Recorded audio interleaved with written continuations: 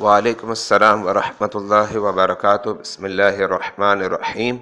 آپ نے پوچھا کہ جمعے کے دن جو غسل ہے وہ غسل کرنا سنت ہے یا مستحب ہے؟ تو جمعے کے دن جو غسل کرنا ہے وہ سنت غیر موقدہ ہے، اور سنت غیر موقدہ کو فقہا اکثر جو ہے مستحب بھی کہہ دیا کرتے ہیں۔ اس کے علاوہ آپ نے یہ پوچھا کہ دوران غسل کوئی دعا پڑھی جا سکتی ہے، تو دوران غسل جو ہے کسی قسم کی دعا نہیں پڑھ سکتے۔ ہاں، غسل خانے کے باہر جو ہے آپ دعا پڑھ سکتے ہیں۔ اور تیسری بات یہ ہے کہ آپ نے پوچھا کہ کیا نیت کی جائے؟ سنت کی نیت کی جائے، جمعے کی ادائیگی کی نیت کی جائے، اور جمعے کی تعظیم کی نیت کی جائے۔ انشاءاللہ اللہ تعالیٰ اجر و ثواب عطا فرمائے گا۔ واللہ اعلم بالصواب۔ محمد وسیم ضیاء، مرکز العلوم الاسلامیہ اکیڈمی، بادامی مسجد، میٹھا در، کراچی، پاکستان۔